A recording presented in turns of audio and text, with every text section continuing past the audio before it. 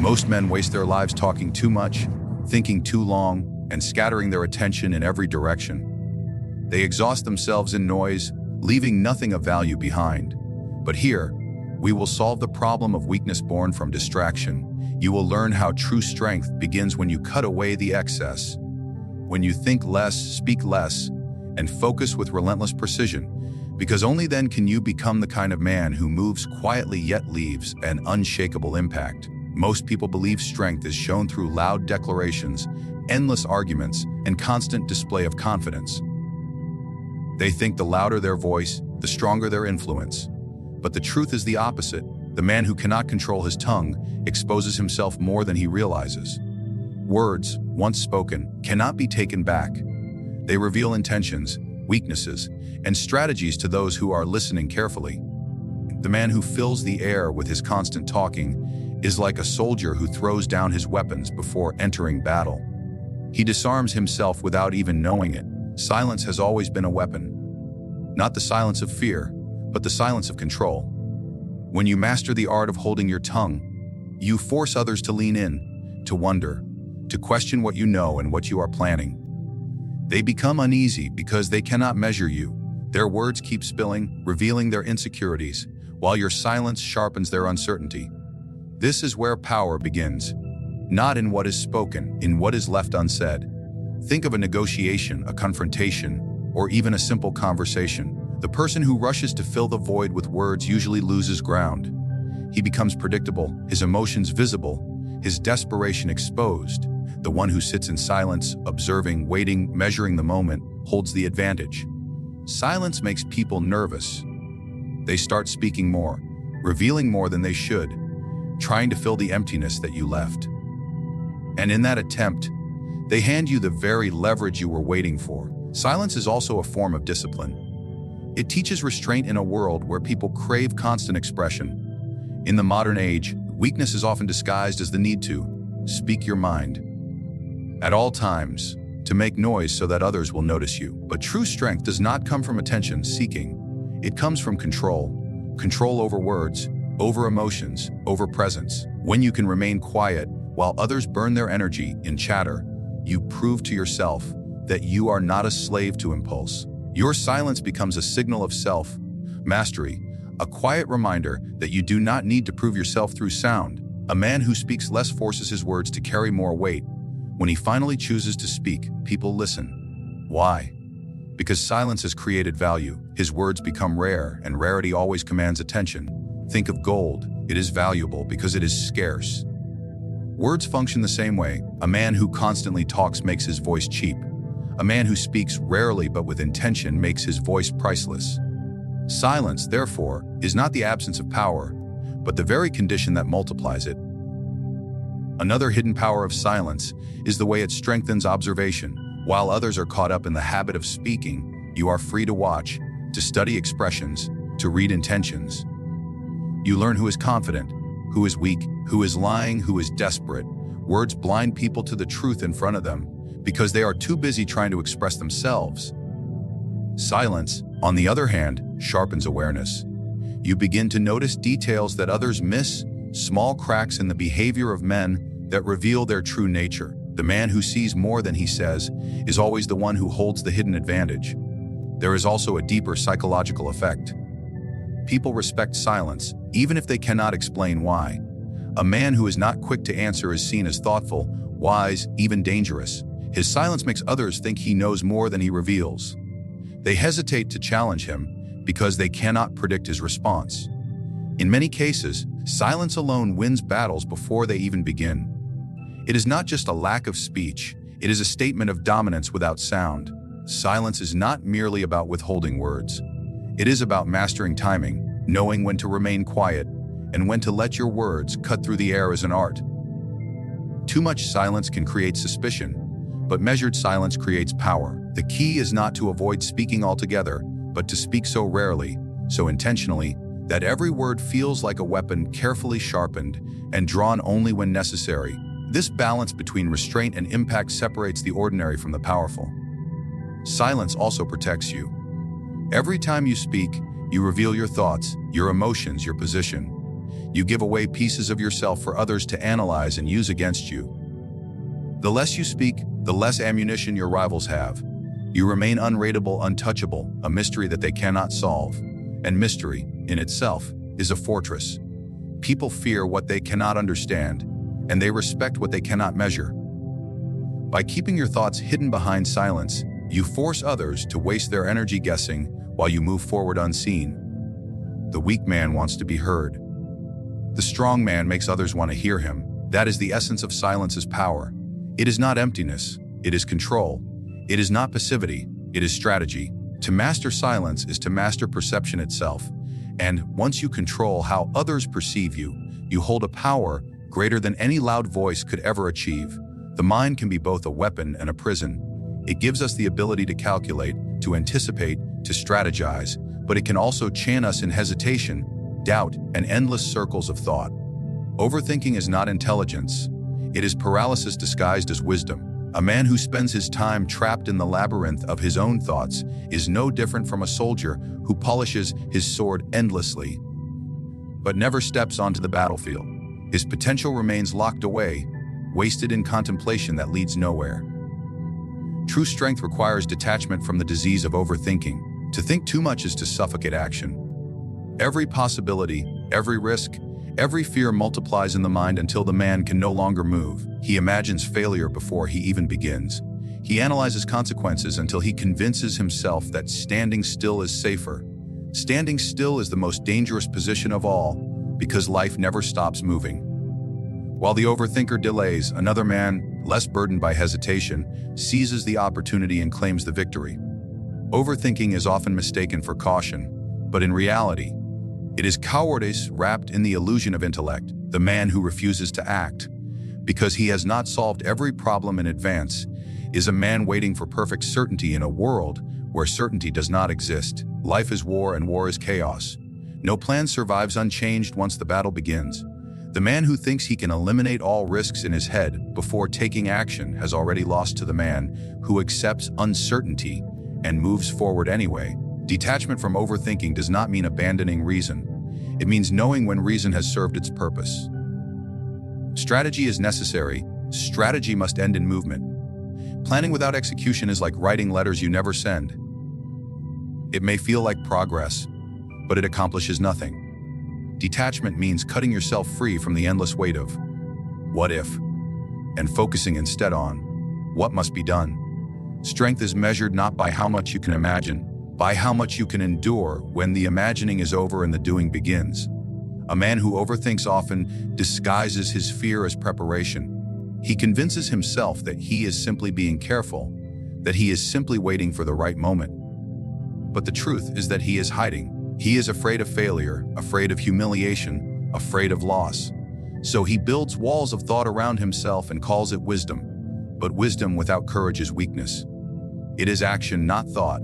That separates the timid from the powerful. You cannot think your way to strength. You must act your way into it. Detachment from overthinking also strengthens focus. When you are consumed by too many thoughts, your energy is scattered in 100 directions.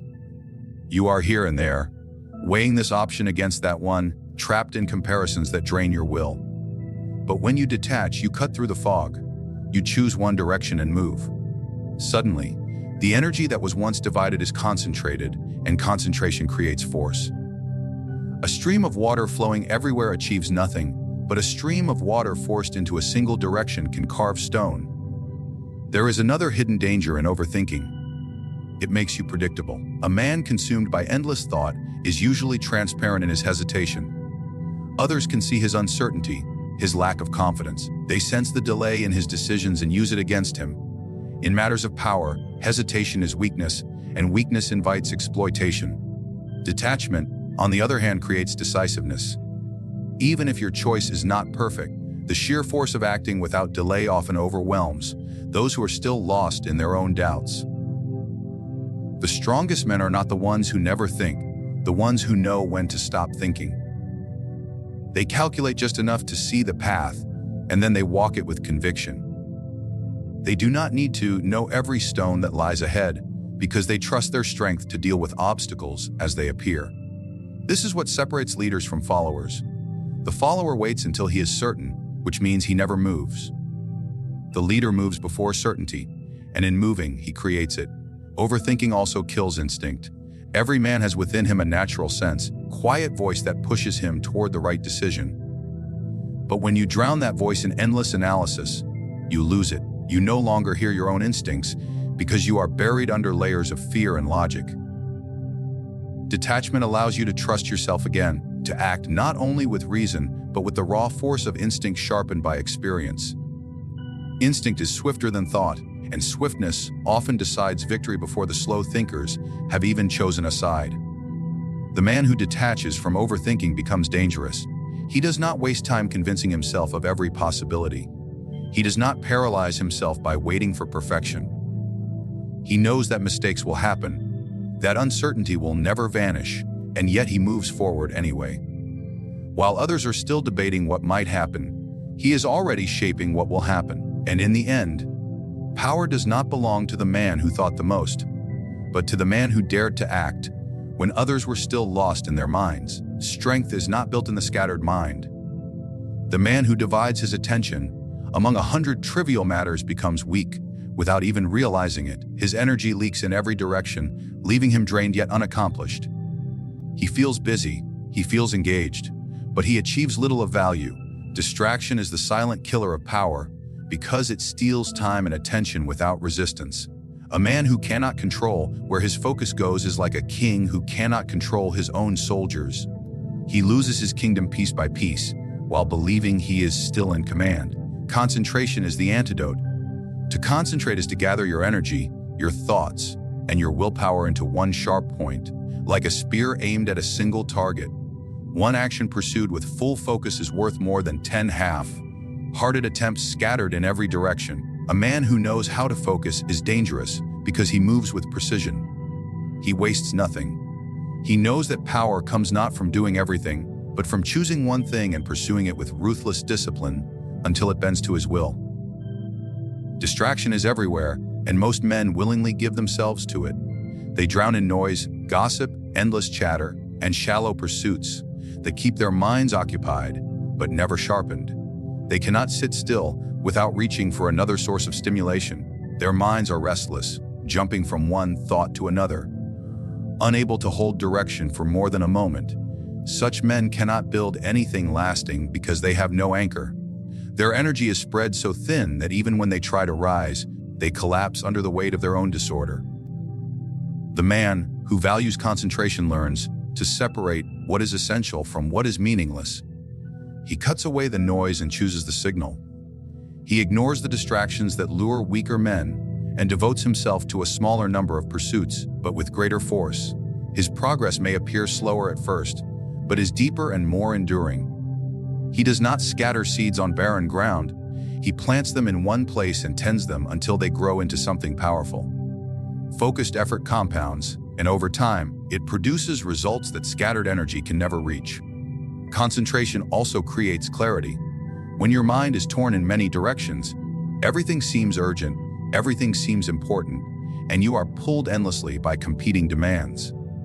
But when you fix your attention on one goal, all other things fall into place. Decisions become easier because you measure them against your single priority. You do not waste hours debating meaningless options because the path is clear. This clarity is a form of strength because it allows you to move forward without hesitation, while others remain paralyzed by choice. Distraction, by contrast, breeds weakness. Distracted man is easy to manipulate. He is pulled into arguments that do not matter, tasks that do not advance him, pleasures that drain his will. He does not even realize that his life is being stolen in fragments. A word here, an hour there, a thought wasted, a day gone. In the end, he looks back and wonders why he has accomplished so little, never realizing that distraction consumed him piece by piece. He was defeated not by a great enemy, by 1,000 small diversions he could not resist. The disciplined man treats his focus as treasure. He guards it against intrusion. He does not give it away cheaply to every distraction that demands attention. He knows that his time is his weapon, and to waste it is to disarm himself. Concentration is not simply about working harder. It is about working with precision. Even a few hours of focused effort can outweigh days of scattered business. True progress comes from depth, not from surface-level movement. Concentration also forges endurance. When you train your mind to stay fixed on one task, one goal, one pursuit, you develop the capacity to endure difficulty. Distractions often appeal because they are easy, comfortable, and immediate. Focus is demanding. It requires you to resist temptation, to stay with discomfort, to continue pushing when your body and mind want to wander. But this endurance is the very essence of strength. Each time you resist distraction, you sharpen your will. Each time you hold your attention steady, you grow more powerful. There is another hidden advantage in concentration: it builds reputation.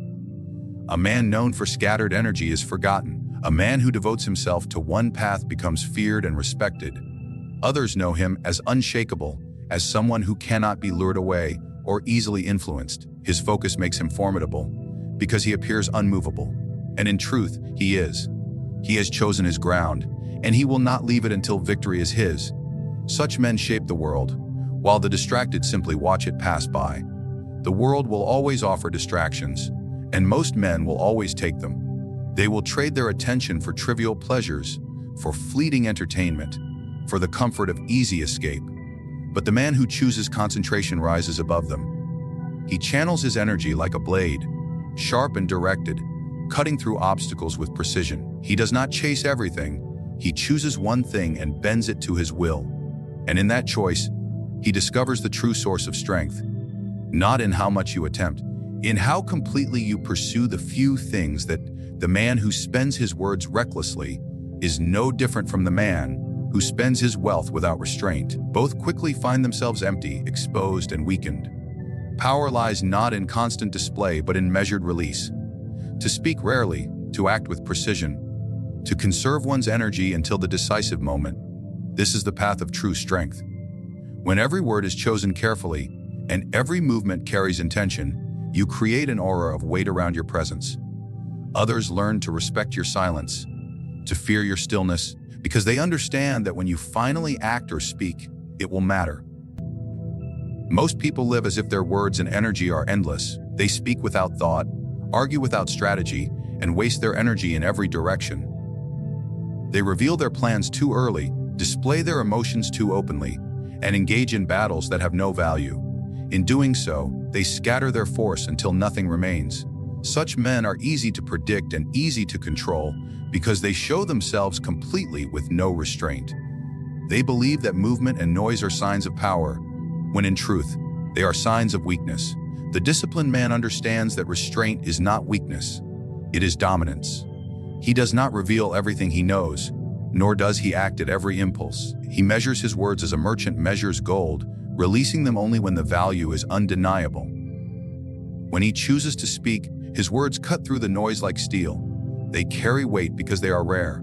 They shape decisions, shift emotions, and alter outcomes, not because they are many, but because they are precise.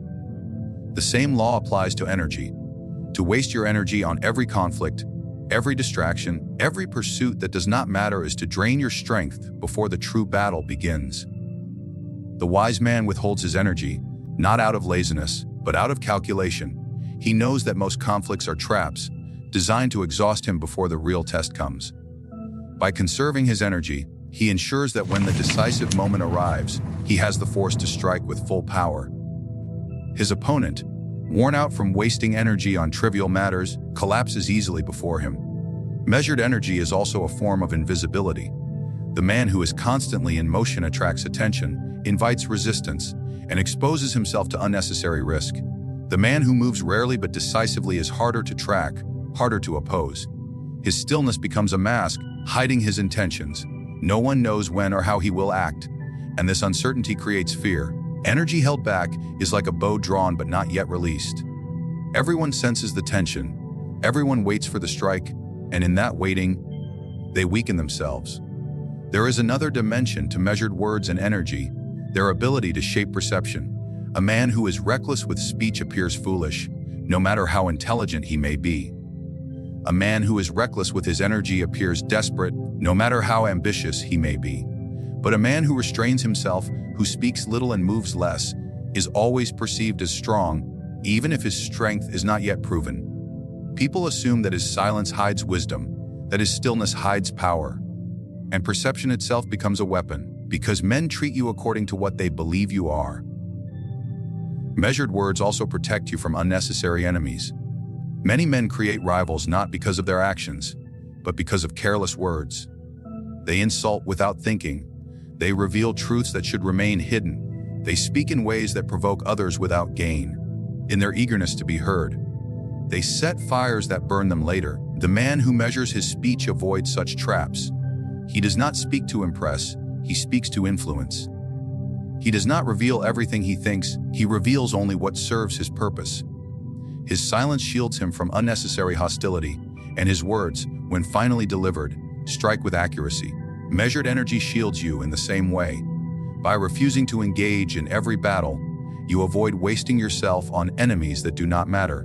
Not every insult requires an answer. Not every provocation requires retaliation. The man who responds to everything is a puppet, pulled by the strings of others. The man who chooses when to respond and when to ignore becomes untouchable.